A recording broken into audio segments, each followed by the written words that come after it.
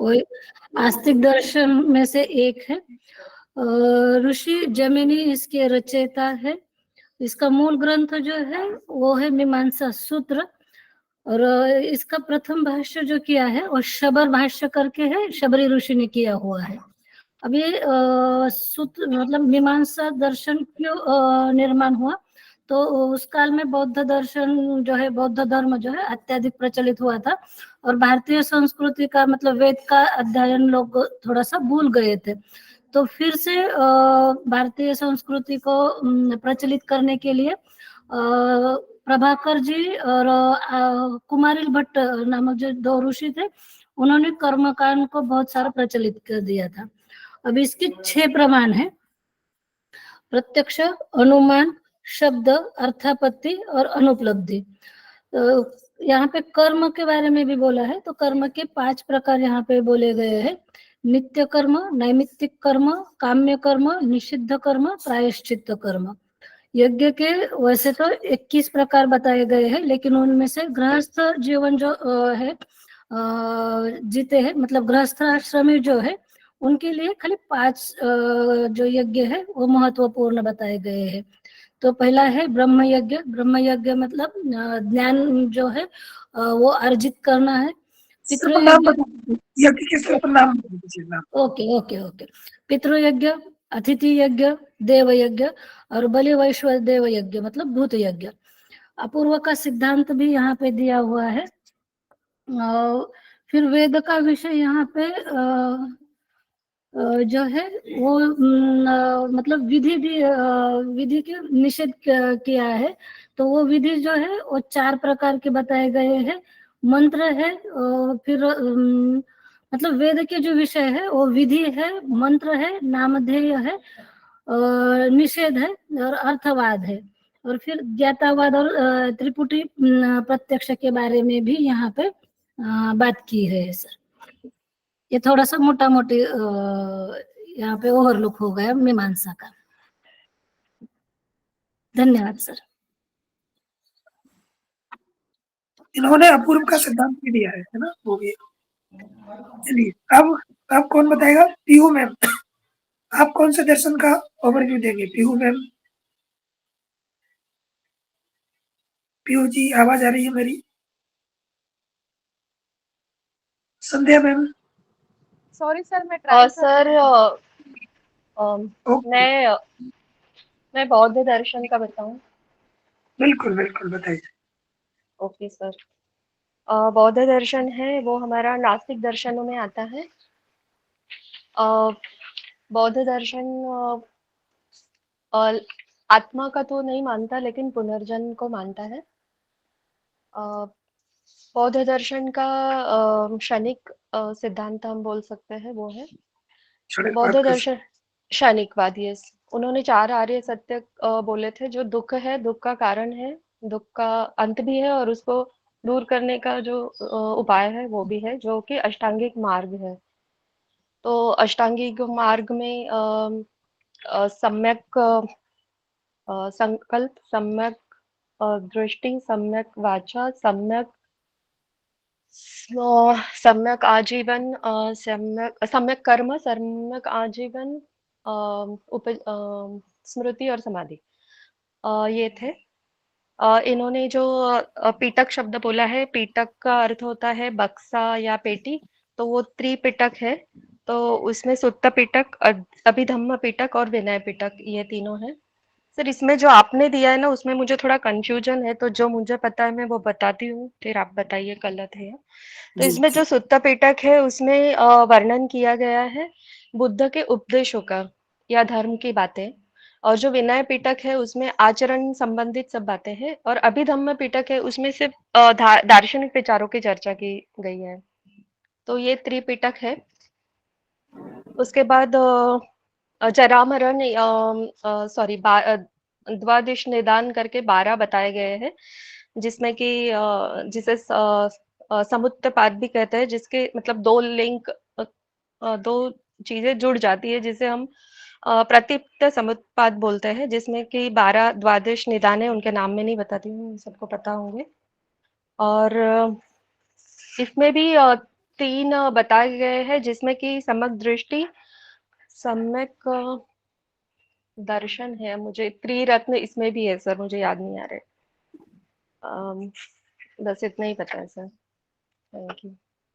और कोई बताएगा इसमें श्रद्धात्रय में क्या क्या चीजें आती हैं? श्रद्धात्रय में क्या क्या चीजें आती हैं? सर इसमें जो आखिर वाला है स्मृति और समाधि, वो एक आता है, और जो पहले वाले है सम्यक दृष्टि और हाँ सम्यक संकल्प है शायद। हाँ सर, हाँ, दृष्टि, संकल्प और आखिर में ये। इसका डिटेल अभी मुझे याद नहीं है। ओके। Thank you sir. और कोई किसी दर्शन का ओवरव्यू? पूजा मैम, हाँ जी बिल्कुल, बताइए आप किस दर्शन का ओवरव्यू देंगे? सर वेदांत दर्शन का दे दो। हाँ जी प्लीज। वेदांत दर्शन जो है वो आस्तिक दर्शनों में से एक है और इसको उत्तर मीमांसा भी कहते हैं। ये जो है वेदांत दर्शन वो बादरायण के ब्रह्म सूत्र पर आधारित है। इसमें से आदि गुरु शंकराचार्य ने जो अद्वैतवाद का सिद्धांत दिया है, मेनली हम लोग वो पढ़ते हैं, जो कि प्रस्थान त्रयी पर आधारित है। इसको वेदांत कहा जाता है क्योंकि ये वेदों का अंतिम भाग उपनिषद पर आधारित है और इसका प्रथम सूत्र जो है वो अथातो ब्रह्म जिज्ञासा है। वेदांत दर्शन के प्रसिद्ध आचार्य जो रहे हैं वो 4 हैं। शंकराचार्य, जिन्होंने अद्वैतवाद का सिद्धांत दिया है, रामानुज विशिष्टाद्वैत, मध्वाचार्य द्वैतवाद, निम्बार्क द्वैत का सिद्धांत दिया। फिर इसमें हम लोग शंकराचार्य के अनुसार ब्रह्म की चर्चा जो की गई है, उसमें कहा गया है कि ब्रह्म सत्यम जगत मिथ्या जीवो ब्रह्मैव नापरः। मतलब सिर्फ ब्रह्म ही सत्य है, बाकी जितनी भी चीजें हैं जगत मिथ्या है। ब्रह्म ही विवर्तित होकर विभिन्न रूपों में दिखाई देता है। फिर शंकराचार्य जो है वो सत्कार्यवाद को मानते हैं और इनके अनुसार जगत जो है उसकी 3 सत्ताएं बताई गई हैं: प्रतिभासिक सत्ता, व्यवहारिक सत्ता और पारमार्थिक सत्ता। प्रतिभाषिक सत्ता और व्यवहारिक सत्ता को मिथ्या बताया गया है और पारमार्थिक सत्ता जो है, जो परम सत्य जिनको ब्रह्म कहते हैं, उनको ही बस सत्य बताया गया है। और इनके अनुसार माया जो है उसको ब्रह्म की शक्ति बताई गई है, जिसके 2 कार्य हैं, आवरण और विक्षेप। आवरण का अर्थ है वस्तु के वास्तविक स्वरूप को ढक देना और विक्षेप अर्थात ढककर किसी अन्य वस्तु को दिखाना। और माया के द्वारा ही जगत की उत्पत्ति हुई है। और अंत में साधन चतुष्टय बताया गया है, जिसमें विवेक, वैराग्य, षट संपत्ति और मुमुक्षुत्व के बारे में बताया गया। हाँ रूपाली मैम, आप कौन से दर्शन का ओवरव्यू करेंगे? जैन दर्शन। सर मैं सांख्य दर्शन का बताऊं? हाँ इनके बारे में बताती हूँ। ओके। 3 नास्तिक दर्शनों में से जैन दर्शन एक है, नास्तिक दर्शन है। जैन दर्शन की स्थापना के संदर्भ में 24 तीर्थकार का परिचय मिलता है। प्रथम तीर्थकार ऋषभ देव, अंतिम महावीर, पार्श्वनाथ, 23 तीर्थकार। उसमें अनेकांतवाद बताया है, उसे सातवाद भी कहते हैं। त्रिरत्न बताए इसमें, जो मोक्ष प्राप्ति के लिए 3 रत्न है: सम्यक दर्शन, सम्यक ज्ञान, सम्यक चरित्र। इससे मोक्ष मार्ग मिलता है। उसके बाद पंच समितियां बताइए: ईर्षा भाषा समिति, ऐशना समिति, आदान उत्सर्ग समिति। पंचमहाव्रत 3 गुप्तियां 10 धर्म बताए। पंचमहाव्रत में अहिंसा, सत्य, अस्तेय, ब्रह्मचर्य, अपरिग्रह। 3 गुप्तियां में काय गुप्ति, वाग गुप्ति, मनोगुप्ति।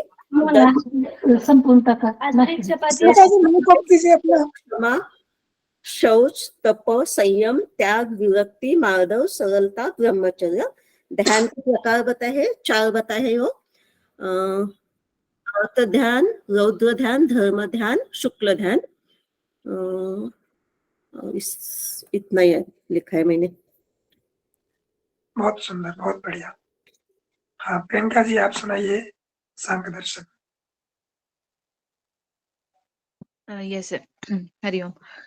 सर, सांख्य दर्शन जो है वो सर आस्तिक दर्शनों की श्रेणी में प्रथम स्थान पर आता है। काफी सबसे पुराना जो दर्शन है वो माना जाता है, और इसके जो रचयिता हैं वो कपिल मुनि होते हैं, और इन्होंने 25 तत्वों के बारे में बताया गया है, और इनका जो सिद्धांत है वो बेसिकली उसको विकासवाद का सिद्धांत और सत्कार्यवाद का सिद्धांत भी कहते हैं। मतलब जिसमें कोई चीज होती है वो उसका कोई रीजन होता है, मतलब कारण है, ऐसा समथिंग कुछ उसका मीनिंग है।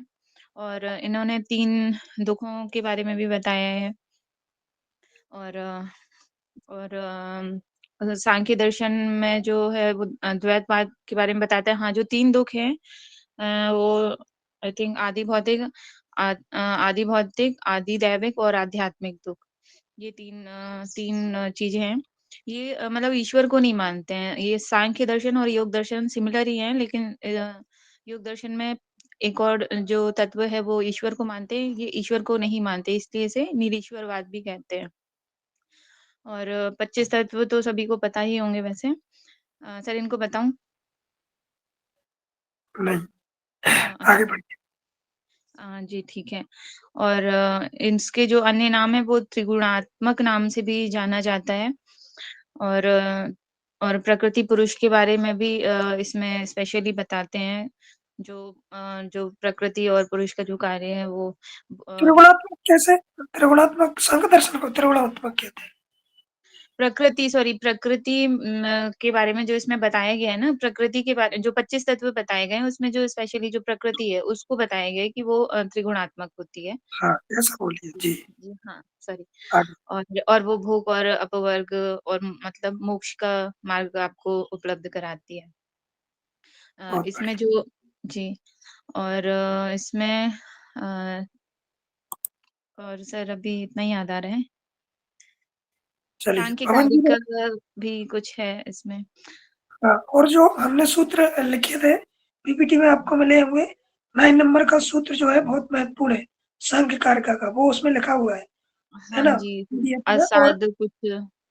हाँ, और तापत्रय का जो पहला ही सूत्र है उसमें तापत्रय के बारे में बताया है। और सांख्य दर्शन का प्रमुख उद्देश्य उन दुखों को दूर करना, तीनों दुखों को, जो आदि दैविक, आदि भौतिक, आध्यात्मिक है, उनको। ऐसे ही बौद्ध दर्शन का भी उद्देश्य दुखों को दूर करना। सबका उद्देश्य यही है, मोक्ष प्रदान करना। अच्छा ठीक है पवन जी, आपने हाथ उठाया, बताइए। सर और योग दर्शन का बोलने का प्रयास करता हूँ सर। योग दर्शन तो पढ़ा ही नहीं है, अभी आप पढ़ रहे हैं। फिर बताइएगा। पहले पारिका जी, आप कौन सा दर्शन का ओवरव्यू करेंगे? सर एक्चुअली मैंने चूज तो सांख्य दर्शन किया था, पर जो पॉइंट्स मैम के रह गए हैं वही कंप्लीट कर दूं। ठीक है, वो भी उचित बहुत है। मेजर पॉइंट्स नहीं है, पर थोड़े से ही हैं। हाँ हाँ बताइए। जी, ये एक तो सबसे पुराने दर्शनों में से माना जाता है सांख्य दर्शन। इनफैक्ट इसकी मतलब इसको मतलब कंप्लीटली हमारे पास आज की डेट में अवेलेबल नहीं है। तो कृष्ण जी के रचित सांख्य कारिका यानी कि जो श्लोक थे वो सांख्य का आधार माना जाता है। इसमें नियरली 72 श्लोक आते हैं, और ये 3 दुखों के ऊपर भी मतलब बात करता है। और इसमें जो सबसे प्राचीन दर्शन इसको माना जाता है। और इवन हमारे जो श्रीमद् भगवद गीता है उसके अंदर भी इनका इसके ऊपर श्री कृष्ण जी ने कहा है।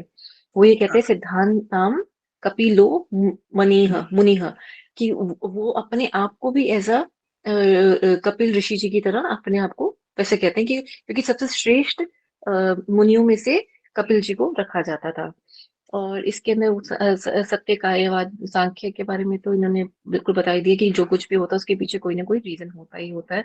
द्वैतवाद होता है, त्रिविध दुख होता है, और 25 हमारे तत्व होते हैं, नरेश्वरवाद होता है, और विकासवाद होता है। विकासवाद का मतलब होता है कि विश्व विकास के दौरान जो अस्तित्व में आया है, किसी ने बताया नहीं है।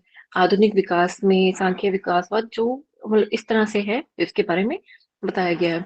और इसके अंदर ईश्वर का नहीं है तत्व, 25 तत्व है। अगर ईश्वर इसके अंदर हम ऐड कर दें तो वो योग दर्शन के अंदर आ जाता है हमारा।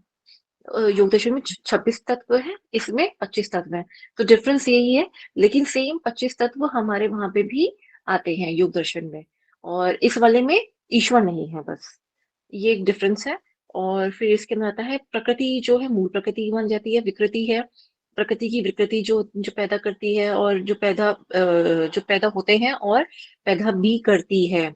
और जो विकृति है जो सिर्फ केवल पैदा होती है, पैदा नहीं करते, वो 16 है। और जो प्रकृति विकृति है जो पैदा होते हैं और पैदा करते भी हैं, वो 7 है। ना प्रकृति है ना विकृति है, जो ना तो पैदा होते हैं और ना ही किसी को उत्पन्न कर सकते हैं, ऐसी प्रकृति एक है। ये 25 तत्व जो थे उसके बारे में मतलब बताया। और इसके अलावा था एक पॉइंट,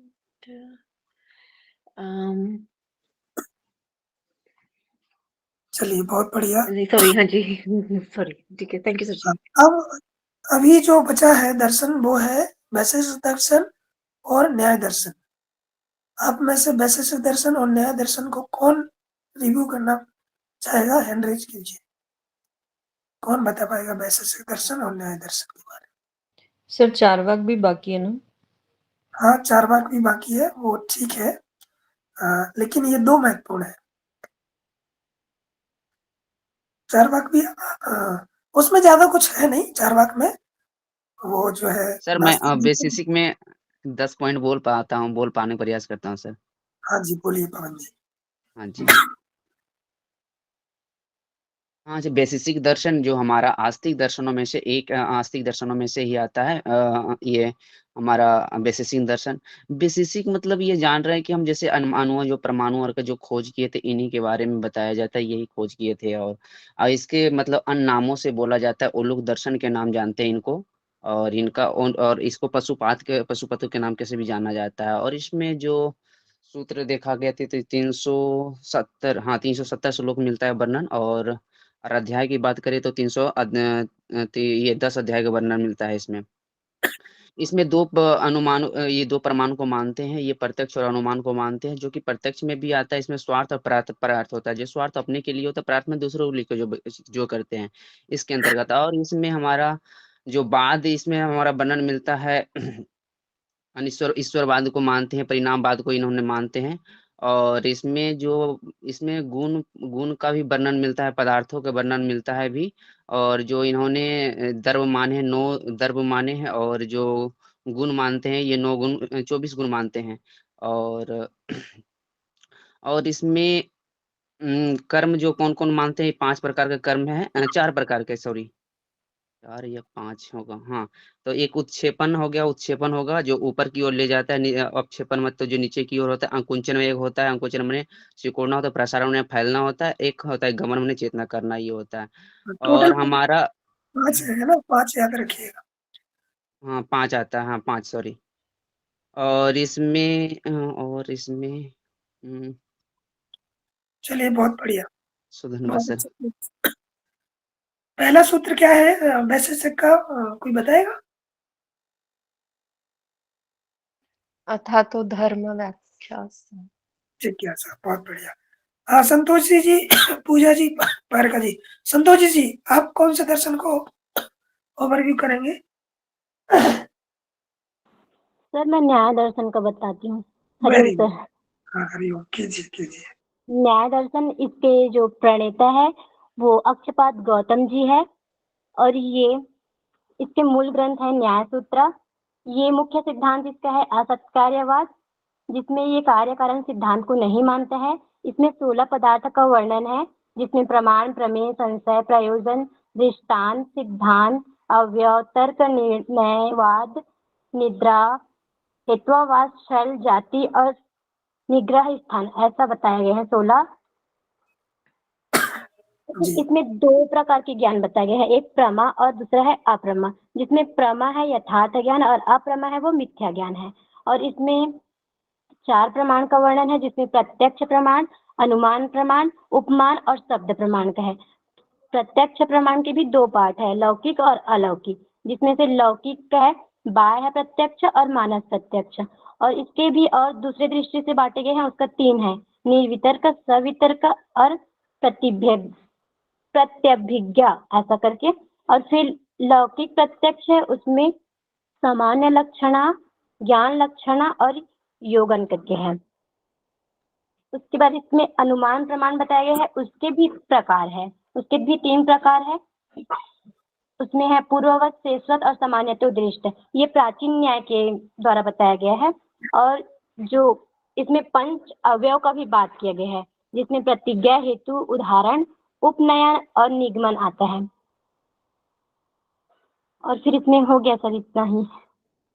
बहुत बढ़िया, बहुत सुंदर। और इसमें ईश्वरीय के जो 6 गुण बताए हैं उनका पता है? हाँ सर, इसमें जो ना 6 ऐश्वर्य बताए गए हैं, आधिपत्य, वीर्य, यश, श्री, ज्ञान और वैराग्य। बहुत सुंदर। चलिए, आप सबने बहुत बहुत अच्छे से पढ़ा है, इसको ओवरव्यू दिया। अब क्वेश्चन आंसर देखते हैं ना। आप लोग टाइप करेंगे, टाइप करके बताएंगे, है ना। दोनों चीजें कैसे देख सकता है। चलिए, पहला क्वेश्चन है, पुरुष और प्रकृति निम्नलिखित में से किस दर्शन की 2 मुख्य अवधारणा है? 4 दर्शन में से आप बताइए किस दर्शन की मुख्य अवधारणा है।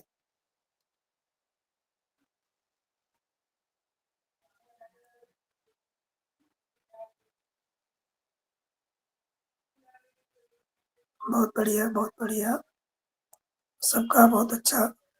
तो ये किसकी है? सांख्य दर्शन की। इसमें क्या क्या बताया है कि पहले पुरुष पहले प्रकृति, फिर पुरुष। प्रकृति के, पुरुष के सहयोग से प्रकृति में फिर विकृति होती है ना। प्रकृति में सामान्य जो 3 गुण है वो साम्यावस्था में है, लेकिन जैसे पुरुष मिला तो विकृति आई तो पहला तत्व महतत्व उत्पन्न हुआ, फिर अहंकार हुआ। अहंकार से फिर अहंकार भी 3 प्रकार का, सात्विक, राजसिक, तामसिक।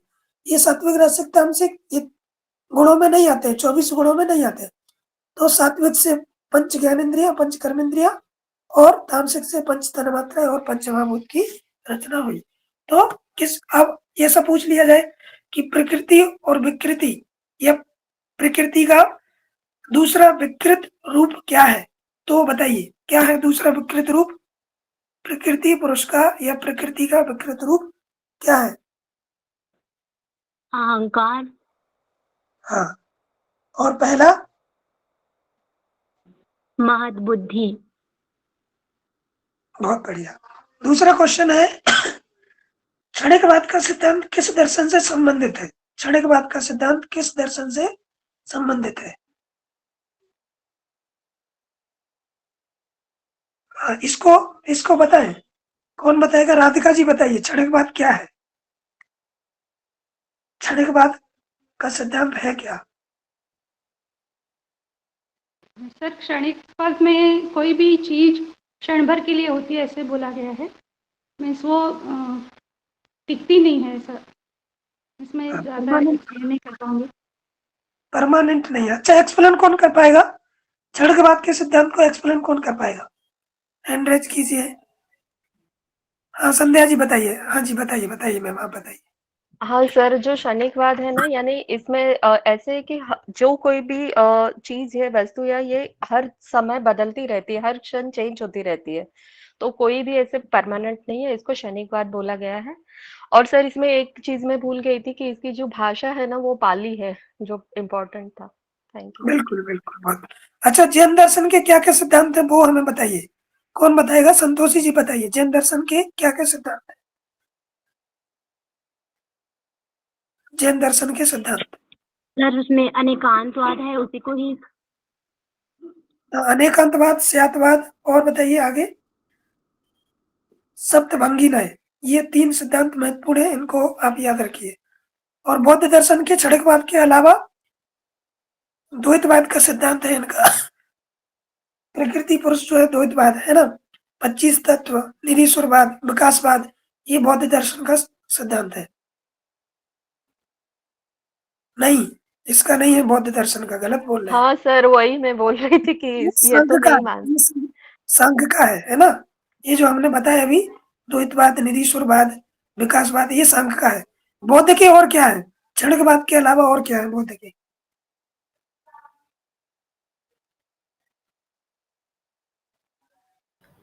अनीश्वरवाद, अनीश्वरवाद मान सकते हैं। क्षणिकवाद, yin यान, महायान, 4 आर्य सत्य, अष्टांगिक मार्ग, ये सब इसमें पूछे जा सकते हैं। ठीक है, आगे बढ़े। अगला क्वेश्चन है, अच्छा, बौद्ध दर्शन के अनुसार सम्यक व्यायाम का आशय क्या है? आशय है, तो इनमें से बताइए कौन सा आशय है, किससे वो रखता है सम्यक व्यायाम?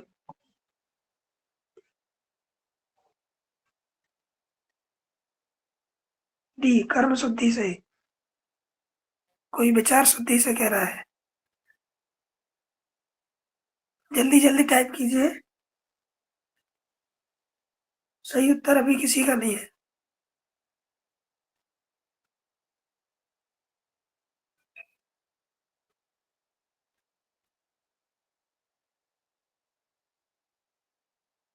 सही संध्या मैम, संतोषी मैम, बहुत बढ़िया। हाँ संध्या जी, संध्या मैम, रूपाली मैम, मतलब आपको पता है कि सी सही है। क्यों सही है, इसका जवाब देंगे संतोषी मैम, बताइए। सम्यक व्यायाम का आशय विचार शुद्धि से क्यों है? सर उसमें भावों को बताया गया है, उत्तम भाव बताए गए। हाँ, तो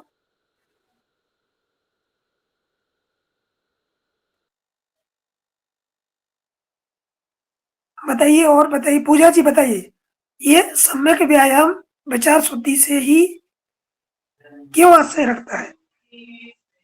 सर इसमें यही बताया गया कि उत्तम भावों को बनाए रखना सम्यक व्यायाम कहलाता है, तो इससे रिलेट कर सकते क्योंकि और कुछ तो नहीं। हाँ, सर जैसे कि व्यायाम बोलेंगे तो हम एक्सरसाइज बोलेंगे तो ये मन का एक्सरसाइज हो जाएगा, विचारों की शुद्धि। सर जैसे ऐसा होता है ना कि हमारा मन प्रतिपल बदलता रहता है, तो उसको बांध के रखना और एक व्यायाम की तरह ही होता है कि हम विचारों को शुद्ध हमेशा रख सके, तो सम्यक व्यायाम के अंतर्गत ही आता है कि अपने भाव शुद्ध रखें। ये सही है। सम्यक व्यायाम का अर्थ विचार पूर्वक किया गया पुरुषार्थ। व्यायाम का मतलब यहाँ पे पुरुषार्थ है, एक्सरसाइज जो आप योग में करते हैं वो नहीं, पुरुषार्थ, सम्यक पुरुषार्थ, ठीक ठीक। तो जब विचार शुद्ध होंगे, विचार सही होंगे, तभी जो है पुरुषार्थ ठीक से कर पाएंगे। इसलिए क्या है, सम्यक व्यायाम का आशय विचार शुद्धि से है। ठीक नहीं है, ये सर, समझ में आया? मैंने ऐसे बोला कि जैसे कि व्यायाम बोलते तो झट से सामने एक्सरसाइज आ जाता है ना, शारीरिक एक्सरसाइज, तो ये मन के लिए है कि जिसमें शुभ और अशुभ विचार, जिसमें से कौन से हमें अडॉप्ट कर, ये सब इसलिए बोला मैंने व्यायाम शब्द। बिल्कुल। चलिए, आत्मा किसकी अवधारणा है? आत्मा किसकी अवधारणा है? आत्मा किस दर्शन की अवधारणा है, बताइए, टाइप कीजिए।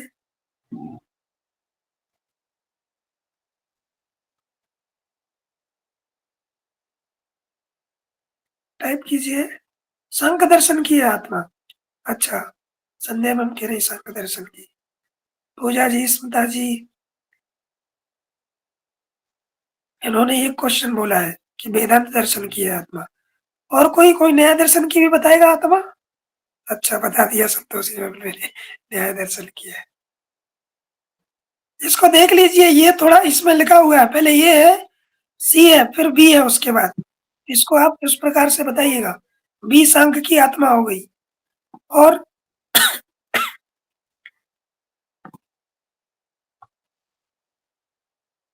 ये प्रीवियस ईयर का क्वेश्चन है, 2019 का।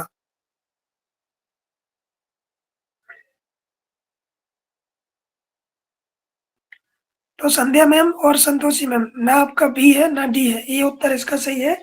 वेदांत दर्शन, वेदांत में ही आत्मा संबंधी चर्चा की, आत्मा से रिलेटेड मैटर मिलता है, उसमें ही चर्चा की जाती है। वेदांत मतलब वेदों का अंतिम भाग उपनिषद, तो उपनिषद तो पूरा, उपनिषदों का विषय ही आत्मा है, ब्रह्म है, परमात्मा है। तो ये आत्मा किसकी अवधारणा है? स्पष्टतः देखा जाए तो वेदांत दर्शन की। न्याय दर्शन में ऐसा कोई आत्मा शब्द नहीं आता, सांख्य दर्शन में कोई आत्मा नहीं आता, सिर्फ 25 तत्व ही आते हैं। योग दर्शन में भी कोई आत्मा शब्द नहीं आता। ठीक है, तो ये किसकी अवधारणा है? किसकी है? वेदांत दर्शन की।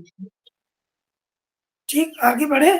तो आगे है कि बौद्ध दर्शन के अष्टांगिक मार्ग को सही क्रम में व्यवस्थित कीजिए।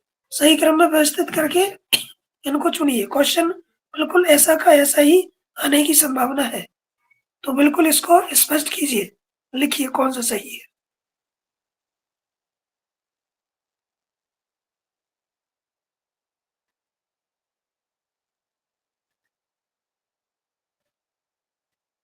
और उत्तर दीजिए, अभी तो 5 ही उत्तर आए हैं। 5 ही लोग हैं क्या क्लास में?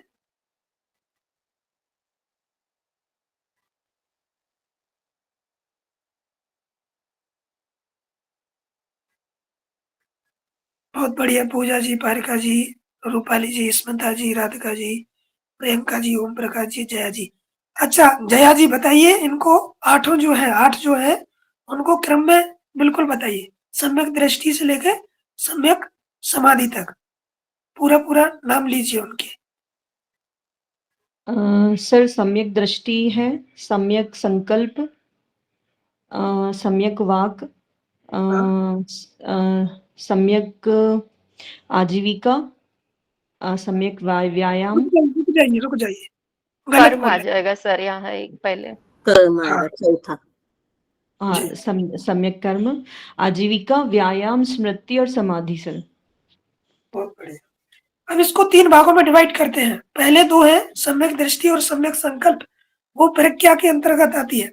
और बीच के जो 4 हैं वो शील के अंतर्गत, और लास्ट के जो 2 हैं सम्यक स्मृति और सम्यक समाधि, समाधि के अंतर्गत। प्रज्ञाशील समाधि, ये बौद्धों के शिक्षात्रय या बौद्धों के त्रिरत्न नाम से क्वेश्चन आया था। जो मैंने पीडीएफ भेजी थी उसमें क्वेश्चन आया था, 22 का है शायद ये क्वेश्चन। तो इनको आपको याद रखना है ना। 4 पूछ लिए जाए कि सम्यक शील के अंतर्गत क्या क्या आता है, तो आपको पता होना चाहिए। ठीक है, क्या क्या आता है कौन बताएगा? ममता जी आप बताइए, सम्यक शील के अंतर्गत क्या क्या चीज आती है? शील के अंतर्गत क्या क्या आता है? सर मैं बताऊं? नहीं, ममता जी बताइए। आप नहीं।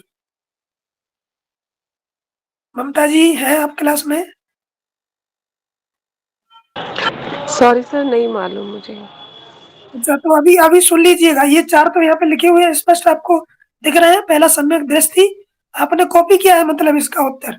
पहले सम्यक दृष्टि, फिर सम्यक संकल्प, फिर सम्यक दृष्टि, सम्यक दृष्टि के बाद सम्यक भाग, फिर संकल्प। पहले संकल्प आएगा सर। पहले संकल्प आएगा, सम्यक दृष्टि, सम्यक संकल्प, फिर सम्यक भाग, फिर सम्यक कर्मंत, फिर सम्यक आजीविका, फिर सम्यक आजीविका, व्यायाम, व्यायाम, व्यायाम के बाद स्मृति और समाधि, स्मृति और समाधि। ममता जी अब याद हो गए आपको? पहले आप ऐसे याद कीजिए, किसी को आपने देखा, जैसे आप यहाँ पे ऐसे याद कर सकते हैं, जैसे आपने किसी को पढ़ते हुए देखा। ठीक है, वो नेट जीआरएफ के लिए पढ़ रहा है, सम्यक दृष्टि देख लिया आपने, फिर आपके अंदर संकल्प आया कि मुझे भी क्या करना है, पढ़ना है, संकल्प आ गया। ठीक है, सम्यक दृष्टि, सम्यक संकल्प। अब आपने उनको कुछ बोला कि आप कैसे तैयारी कर रहे हैं, तो सम्यक भाग है ना, कैसे तैयारी कर रहे हैं। फिर उन्होंने बोला और आपने सुन लिया, तो मतलब उनने बोला सम्यक भाग, फिर सम्यक कर्मंत, फिर आप उनको कर्म करना स्टार्ट कर दिए। सम्यक कर्म के बाद क्या आता है? सम्यक आजीविका, आजीविका क्यों कर रहे हैं? क्योंकि हम जो है पीएचडी करेंगे, तो उससे जो हमारा मतलब कि जेआरएफ आएगा, तो आजीविका चलेगी हमारी, उस तरीके से समझ लीजिए। फिर सम्यक आजीविका के बाद क्या होगा? व्यायाम। हाँ, सम्यक पुरुषार्थ करेंगे। सम्यक व्यायाम मतलब ठीक पुरुषार्थ करेंगे, व्यायाम करेंगे। फिर व्यायाम करेंगे तो हमारी स्मृति जो है वो अच्छी रहेगी, और फिर स्मृति अच्छी रहेगी तो हमें समाधि प्राप्त हो जाएगी। समझ में आया आप? जी सर। स्पष्ट हो गया ये बिल्कुल याद कर लीजिए, वेरी वेरी इंपॉर्टेंट है, क्वेश्चन यहाँ से आने की संभावना है। आगे देखते हैं। सांख्य दर्शन का उद्देश्य क्या है? क्वेश्चन है, छठवां क्वेश्चन, सांख्य दर्शन का उद्देश्य क्या है? अब इसको आपको बताना है। सांख्य दर्शन का उद्देश्य क्या है? बताइए, टाइप कीजिए जल्दी जल्दी। क्लेश का निवारण, दुख का निवारण, अविद्या का निवारण या संसार निवारण? क्या है इसका उद्देश्य?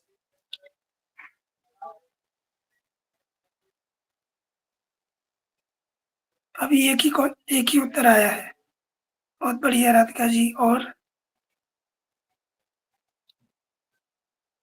ममता जी, सांख्य दर्शन का उद्देश्य क्लेश का निवारण है। अच्छा, संध्या जी आप भी बोल रहे हैं क्लेश का निवारण। सांख्य दर्शन में क्लेश की चर्चा की गई है कि नहीं सर, वो गलती से हुआ है सर, बी है बी। और ये नीता जी, जया जी, वो बी लिखना था, ए लिख दिया मैंने। और ये जया जी आपने क्या लिखा है? सी। आप स्पष्ट कीजिए सी क्यों लिखा है आपने? सर थोड़ा कंफ्यूजन हो गया, अविद्या का निवारण। अविद्या का निवारण प्रमुख उत्तर देखा जाए तो वो दुख का निवारण है, क्योंकि 3 तापों की इसमें चर्चा की गई है ना। तो जो सबसे ज्यादा मिल रहा है इनका सिद्धांत ही है त्रिताप का निवारण, त्रिताप है ना, आदि दैविक, आदि भौतिक, आध्यात्मिक, उनका निवारण इसका प्रमुख उद्देश्य है सांख्य दर्शन का। तो ये सबसे महत्वपूर्ण है, 3 दुखों का निवारण। चलिए, अगला जो क्वेश्चन है वो सांख्य दर्शन के संस्थापक कौन है? सांख्य दर्शन के संस्थापक कौन है? सी पतंजलि। अच्छा, सी कपिल मुनि। बहुत बढ़िया, कोई तो लिख ही दे रहा है तो वो बहुत अच्छा है। बी यहाँ पे कंफ्यूज करने के लिए मैंने एबीसी अलग लिखा है। संध्या जी आपने मतलब जी क्वेश्चन, जी हाँ सर, जी कंफ्यूज सर। हो गए। जया जी ऐसा वहां पे भी हो सकता है, कोई भरोसा नहीं है उनका। चलिए, अब वेद व्यास किस दर्शन के हैं? वेद व्यास बादरायण, इनको लिखिए। वेद व्यास, बहुत बढ़िया।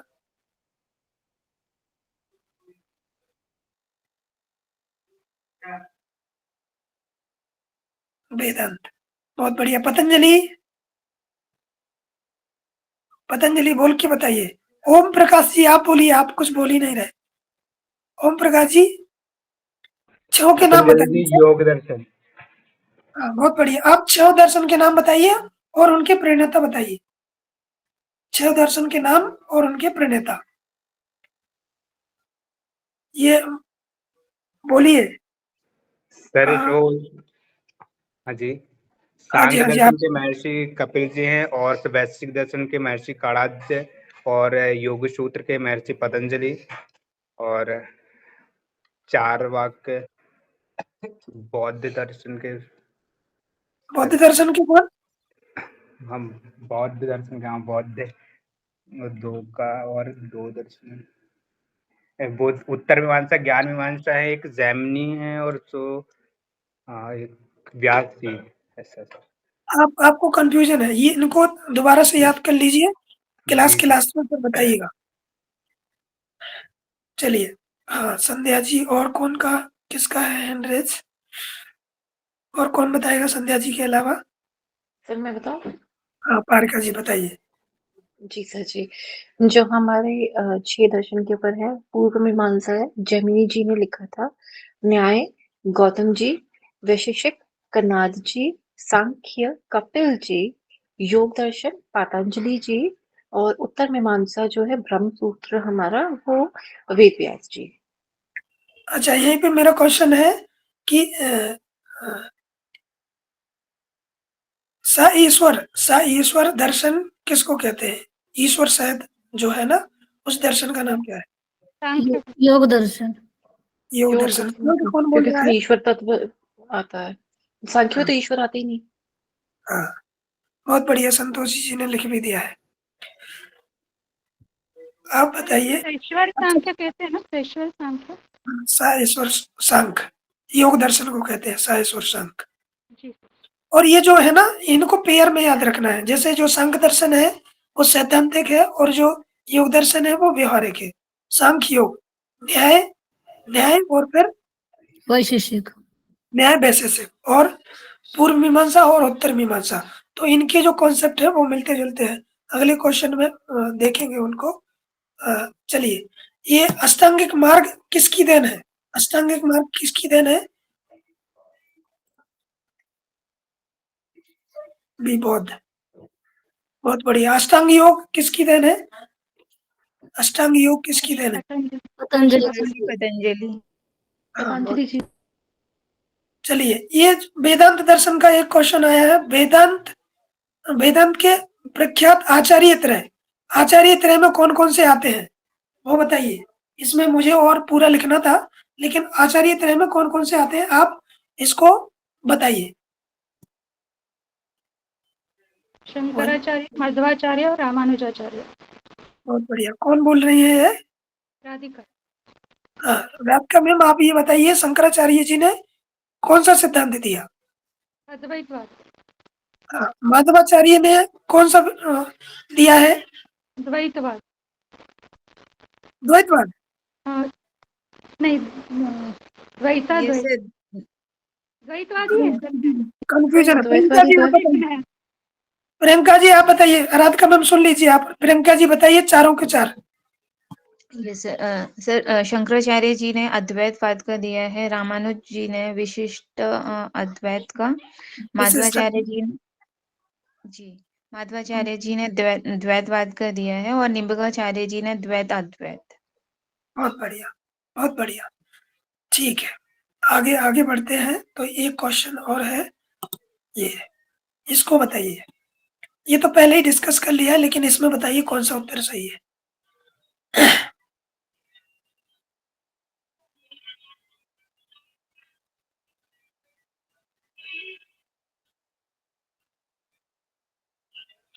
जल्दी देखिए, जल्दी लिखिए।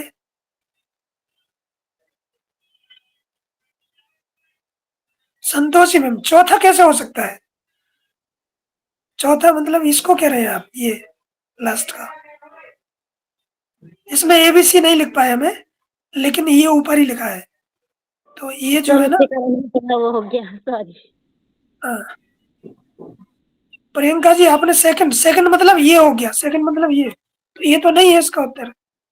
सर सांख्य दर्शन के कपिल जी है ना, तो मतलब C का 4 सेकंड में दिया हुआ है, बाकी में नहीं दिया है। नहीं, फर्स्ट में भी दिया है। तो बाकी 3 में दिया है, तो कौन सा उत्तर सही है? ए फर्स्ट वाला। वैशेषिक के गणाद है, ऐसे ही पता है सर, उसमें नंबरिंग के कारण कंफ्यूजन हो गया। ऐसे ही वहां पे ऐसे ही वो नहीं होना है, कंफ्यूज नहीं होना है। आपको साइट में लिख लेना है कि वैशेषिक है, ए का कौन सा आएगा? 3, तो उसके सामने 3 लिखा। फिर न्याय का कौन सा है? न्याय का फर्स्ट, तो गौतम फर्स्ट लिखा। उसी प्रकार से जो A4 साइज पेपर मिलता है उस पे आपको लिखना है। नहीं तो इधर आप इधर क्वेश्चन को देखें और फिर नीचे देखें तो कंफ्यूज हो जाएंगे। तो लिखकर इस ऐसे वाले क्वेश्चन को अटेम्प्ट कीजिएगा, लिखकर आपको रखना है, फिर आप इसको सही कर पाएंगे। नहीं तो कंफ्यूज हो जाएंगे, क्वेश्चन चला जाएगा आपके हाथ से। Yes sir. ठीक है, आगे बढ़ते हैं। तो एक क्वेश्चन ये है, हेतु के द्वारा हेतुमान के ज्ञान को कहते हैं, इसका उत्तर दीजिए। हेतु के द्वारा हेतुमान के ज्ञान को कहते हैं। क्वेश्चन ऐसे ही पूछते हैं, भाषा ऐसी आती है, ये वहीं से पूरे PY की हुई है।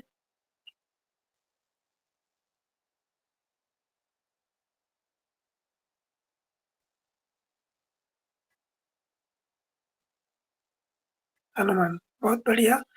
और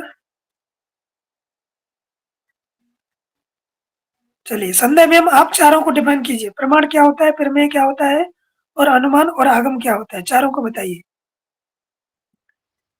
सर प्रमाण तो बोलेंगे प्रमाता, प्रमेय जिसे हमें यहाँ पे प्रमेय यानी प्रतिज्ञा बोलेंगे। क्या बोलेंगे? अनुमान सर मैं न्याय दर्शन के इससे बता रही थी। अच्छा, अनुमान यानी हम उपनय बोलेंगे, जैसे कि कोई रीजन है उदाहरण से। आगम हाँ, तो ये शब्द प्रमाण हो गया। बहुत और बढ़िया। हाँ सर। अनुमान मतलब कोई चीज है, उसके आधार पर हेतु कोई है, हेतु मतलब कारण कोई है, कारण के आधार पे, हाँ। कारण के आधार पर हम उसका पता लगा ले, उसके कार्य का पता लगा ले, तो वो अनुमान कहलाता है। ठीक, अब इसमें ये बताइए प्रमेय का सिद्धांत या प्रमेय का वर्णन किस दर्शन में आता है? न्याय दर्शन। लिखकर बताइए, लिखकर। न्याय दर्शन में कहाँ आता है, किसके अंतर्गत आता है? बोलना नहीं, लिखकर बताइए जल्दी।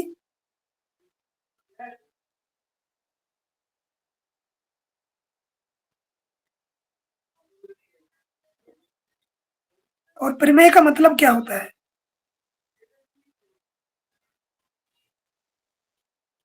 हाँ, 16 पदार्थ हैं, उसमें एक पदार्थ क्या है? प्रमेय है।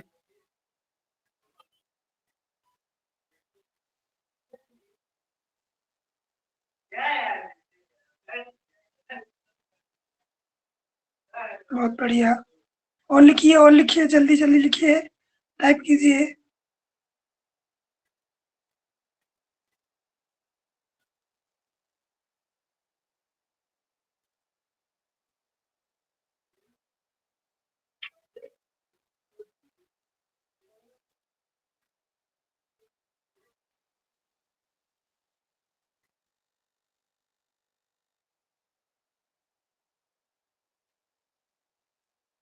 बहुत सुंदर। चलिए, ये न्याय दर्शन के रचयिता गौतम का दूसरा नाम क्या है? अगला क्वेश्चन है, न्याय दर्शन के रचयिता गौतम का दूसरा नाम क्या है? बी, अक्षपाद। बहुत बढ़िया। चलिए, ये तो पता ही है। उसके बाद सांख्य दर्शन का सुप्रसिद्ध सिद्धांत है। सांख्य दर्शन का सुप्रसिद्ध सिद्धांत क्या है? जल्दी से बताइए। बहुत बढ़िया, बहुत बढ़िया। ओम जी, स्मिता जी, राधिका जी। सत्कार्यवाद। अब इनको तीन जो सिद्धांत है ना, सत्कार्यवाद, विवर्तवाद और असत्कार्यवाद, तो जो सत्कार्यवाद है उसको मानता है सांख्य और योग। सांख्य और योग सत्कार्यवाद को मानते हैं। असत्कार्यवाद को मानते हैं न्याय और वैशेषिक। और जो विवर्तवाद है उसको उत्तर मीमांसा, पूर्व मीमांसा। ठीक, तो ये आप समझ लीजिए। सांख्य दर्शन और सांख्य योग सत्कार्यवाद, सांख्य से सत्कार्यवाद, और न्याय वैशेषिक ये असत्कार्यवाद, और विवर्तवाद, विवर्तवाद मतलब कि एक ही ब्रह्म है, उसके अनेक रूप है, वो विवर्तवाद। ठीक है। और ये जो है हमने कल बताया था, अपूर्व का सिद्धांत किस दर्शन का है? रिपीट करना। सत्कार्यवाद, जो मतलब पहले जो कारण है उसी में कार्य विद्यमान है, जैसे कि तिल में तेल विद्यमान है, वो सांख्य और योग मानते हैं। और सत्कार्यवाद ये कोई कारण को नहीं मानते, ये कहते हैं कि जो कार्य हुआ है वो नई उत्पत्ति है ना। जैसे मिट्टी से घड़ा बना है तो घड़ा नई उत्पत्ति है, तेल बना है, तिल से तेल निकला है तो वो नई उत्पत्ति है, तो वो असत्कार्यवाद। और विवर्तवाद की मतलब एक ही चीज है, उसके अनेक रूप, वो विवर्तवाद। जैसे आत्मा, जैसे ब्रह्म एक है, एको हम बहुश्यामी, वो विवर्तवाद। ठीक है, दर्शन मानते हैं। इसको मानते हैं वो पूर्व मीमांसा और उत्तर मीमांसा। चलिए आगे आगे देखते हैं, तो आगे क्या है। और क्वेश्चन है, न्याय के अनुसार प्रमाण। ये आपको पता है कितने प्रमाण है न्याय के अनुसार? न्याय दर्शन के अनुसार कितने प्रमाण है? 4 सर। कौन कौन से? प्रत्यक्ष, अनुमान, आगम और उपमान। इसमें कौन कौन से हैं? इसका उत्तर दीजिए जल्दी। न्याय दर्शन के अनुसार प्रमाण, ईओडी फर्स्ट ऑप्शन। ठीक है जी। और न्याय दर्शन के अनुसार ये देखिए, यहाँ से क्वेश्चन इस बार बनने की संभावना है। न्याय दर्शन से ये जो लास्ट का है आखिरी, इसमें न्याय दर्शन के अनुसार परार्थ अनुमान में पंचायव वाक्यों में प्रतिज्ञा का स्थान है।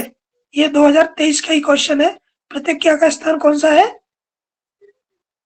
प्रतिज्ञा कौन से स्थान पर है? प्रथम स्थान। प्रतिज्ञा हेतु और फिर आगे क्या है, कौन बताएगा? संतोषी मैम बताइए। प्रतिज्ञा हेतु, उसके बाद प्रतिज्ञा हेतु, उदाहरण, उपनय और निगमन। वेरी गुड, बहुत बढ़िया, बहुत सुंदर। तो ये आज यहीं तक क्वेश्चन थे। मुझे लगता है कि आपको पता चला होगा कि क्वेश्चन किस प्रकार से आते हैं। जो भी हमने पढ़ाया है उसको आप बड़े ध्यान से पढ़ लीजिएगा, और क्वेश्चन इस बार आपके दर्शन से बिल्कुल सही होना चाहिए, है ना? एक भी क्वेश्चन दर्शन का गलत नहीं होना चाहिए, ठीक है? तो आज की क्लास यहीं पर समाप्त करते हैं।